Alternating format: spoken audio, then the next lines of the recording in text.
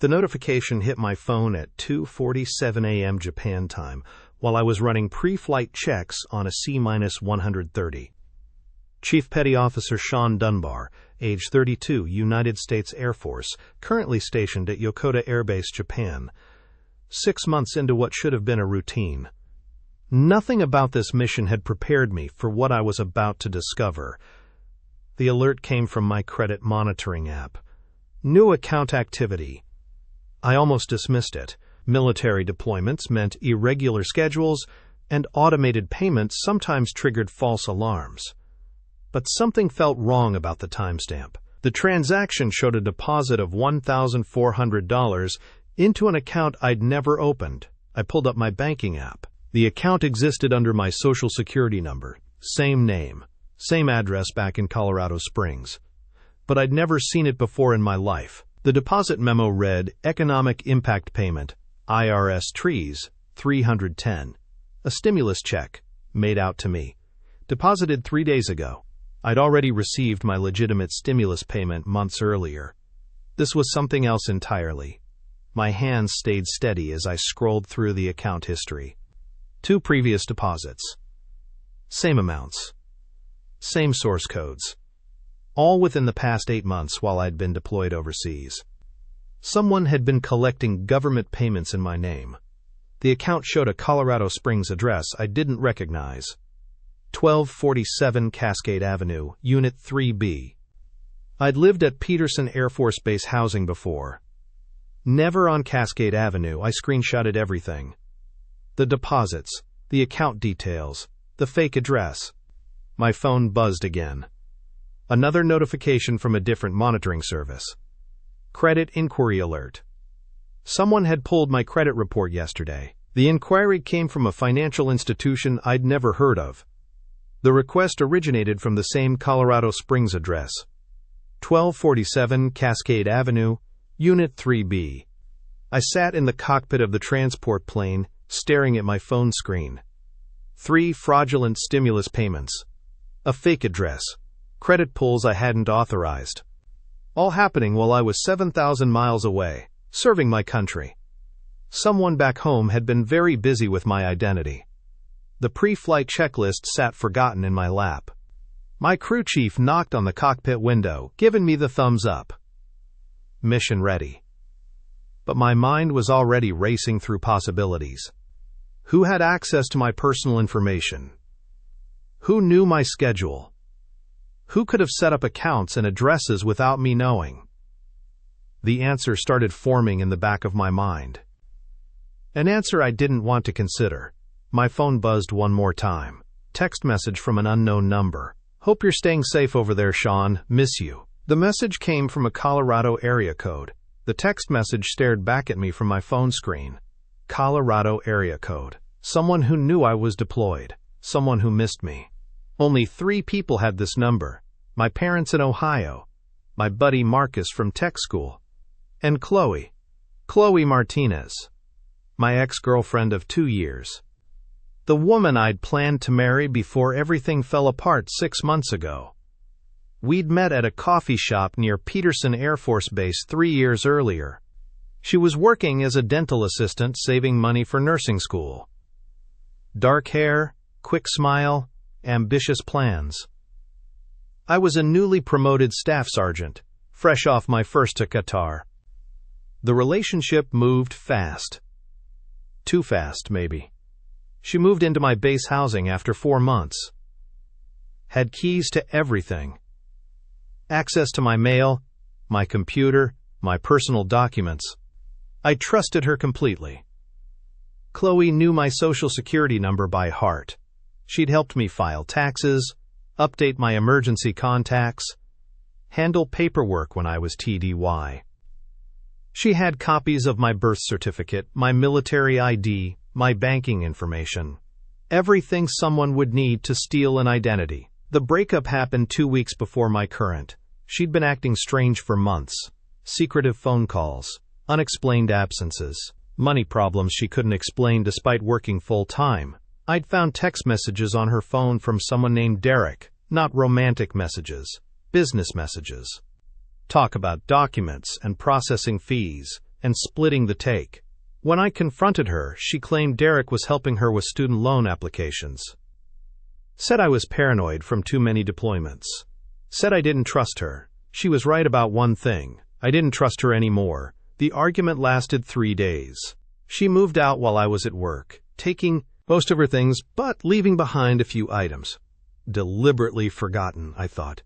A hair straightener, some jewelry, a laptop charger. Now I wondered if she'd left those things as an excuse to come back, to access my mail, to collect documents she needed. I pulled up my banking app and started digging deeper.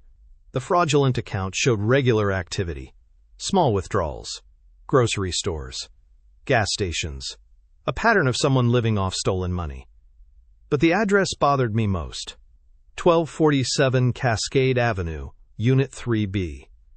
I opened Google Maps and searched the location. A small apartment complex on the south side of Colorado Springs. 20 minutes from Peterson Air Force Base.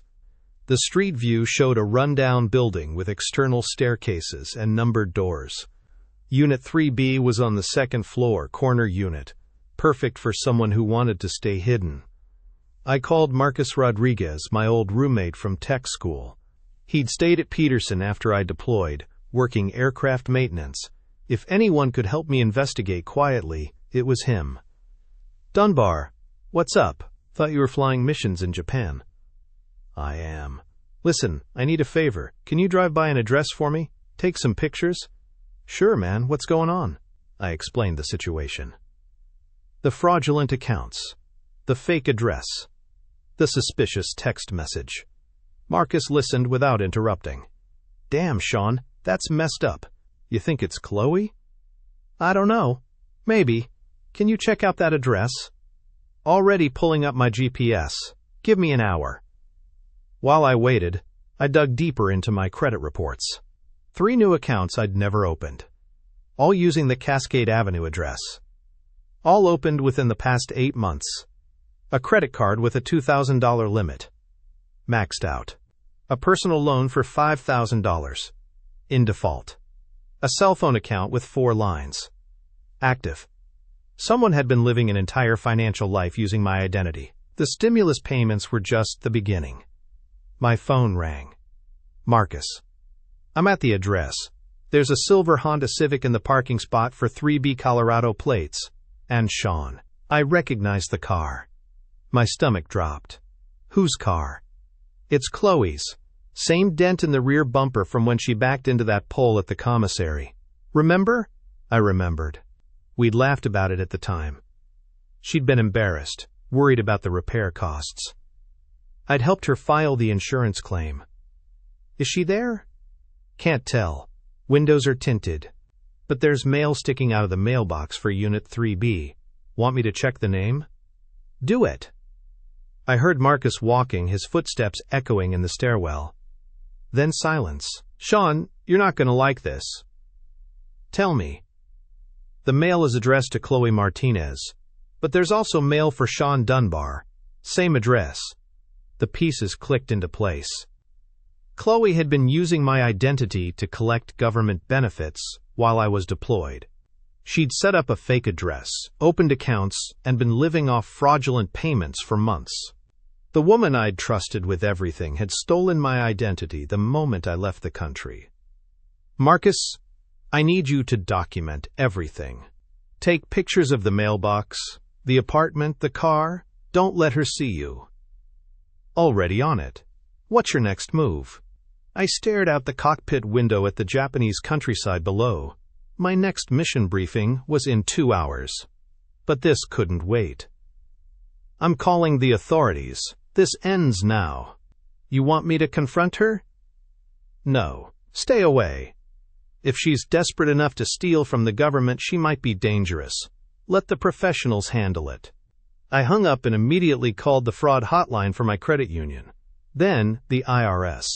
Then the Colorado Springs Police Department. Each conversation was the same.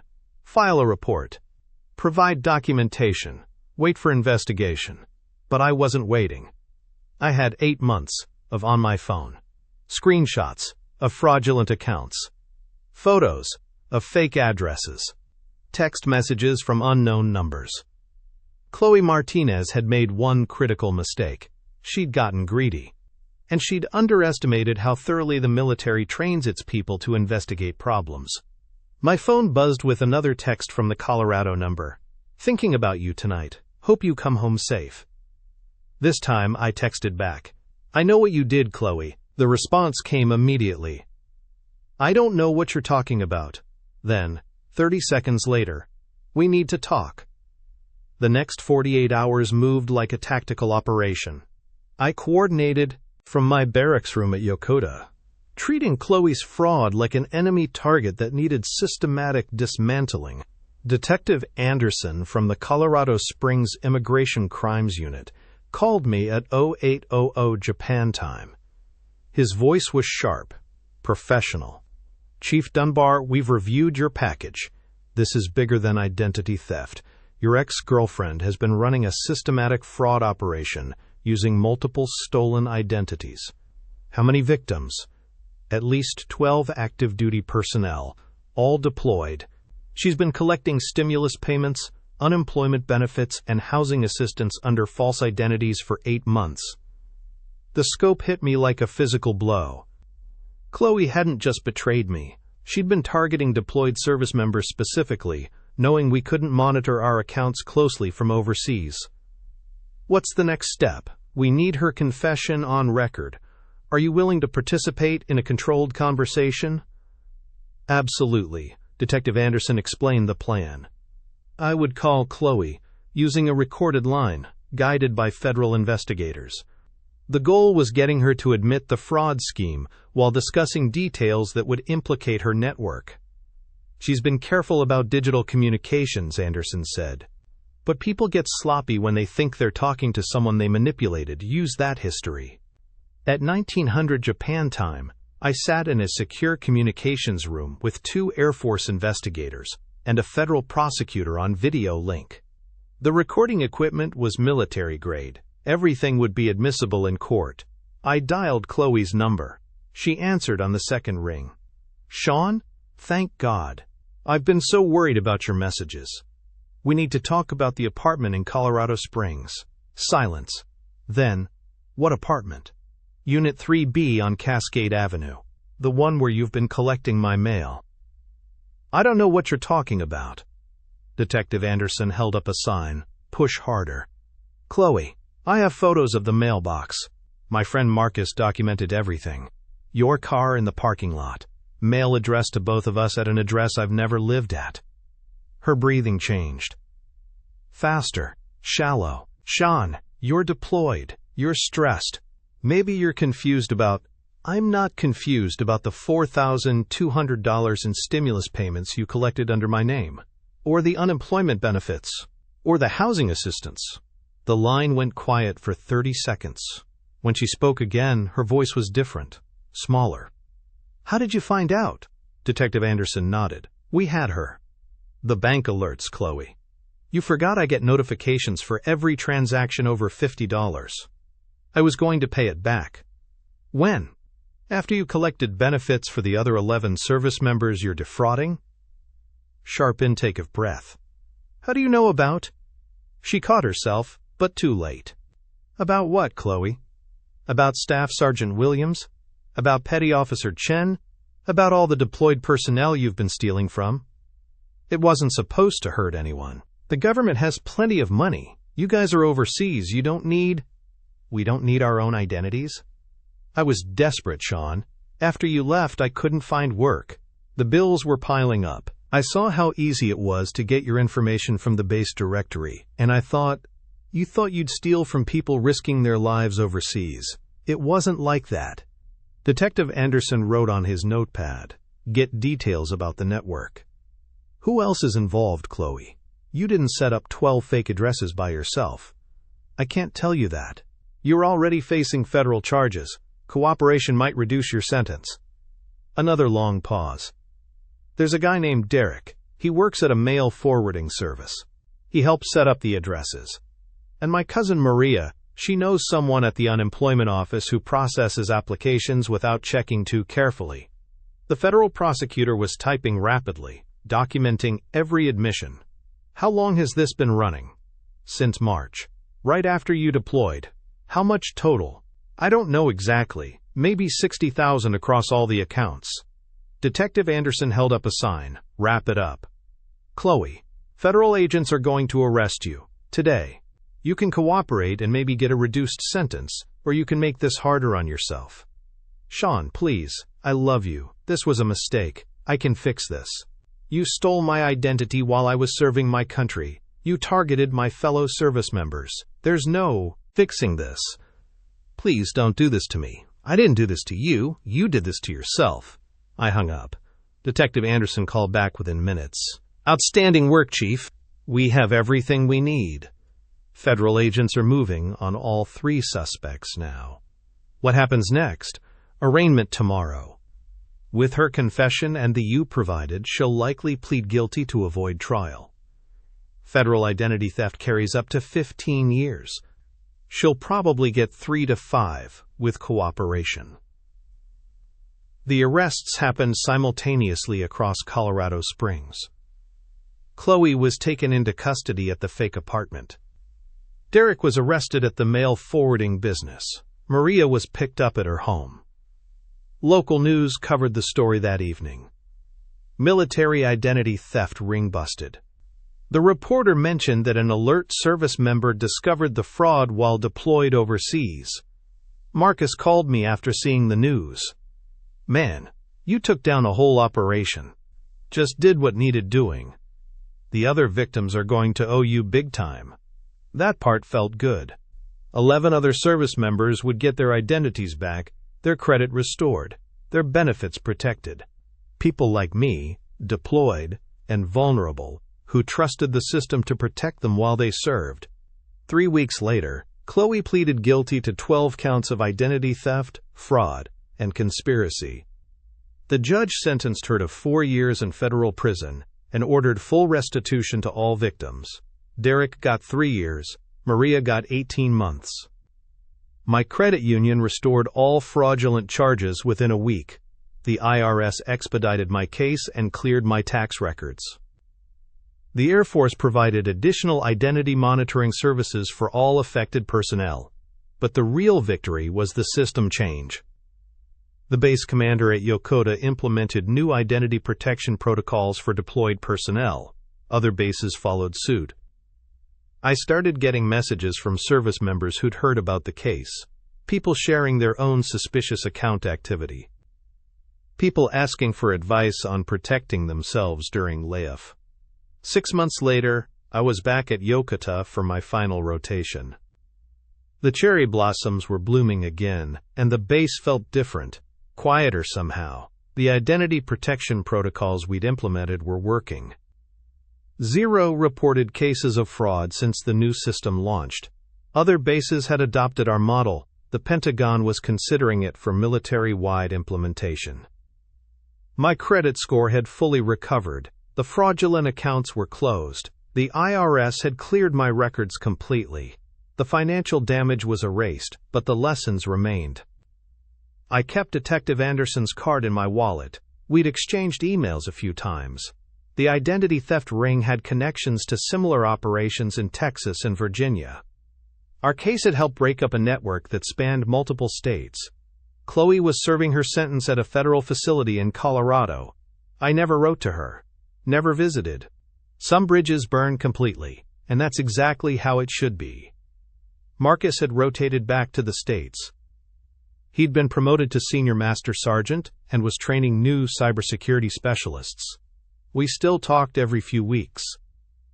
He'd started teaching identity protection classes for deploying personnel. The other victims from our case had all recovered financially. 3 of them had reached out personally to thank me. One had sent a bottle of bourbon to my APO address. Another had named me as a reference for his security clearance renewal. I created an encrypted messaging group for deployed families to share security tips and watch for suspicious activity. The group had grown to over 200 members across all branches. People were looking out for each other now. My new assignment was coming through soon, stateside this time. A cybersecurity position at Peterson Space Force Base in Colorado Springs. The irony wasn't lost on me. I'd learned to trust differently. Not less, but smarter. Background checks on anyone handling my finances. Regular credit monitoring. Secure document storage. The basics that should have been obvious but weren't until they mattered. The Air Force had asked me to consult on a new identity protection program for deployed personnel. I'd agreed. The work felt important. Personal. Some evenings I still walked the perimeter of Yokota. The same route I'd taken that night when everything started. The base was secure. The mission continued. People like Chloe couldn't touch that. My phone buzzed with a message from the encrypted group. A Marine in Afghanistan had noticed suspicious credit card activity. The community was already responding with advice and support. The system was working. I deleted Chloe's contact information from my phone 6 months ago. Deleted the photos. Deleted the memories I could control. What remained was the knowledge that some people will always choose the easy wrong over the hard right. But most people won't. Most people serve with honor. Most people protect what matters. The cherry blossoms were falling now, covering the walkways in pink petals. Spring was ending, but something new was beginning. A transfer. A promotion. A chance to build something better. It was finally over, and the silence felt earned.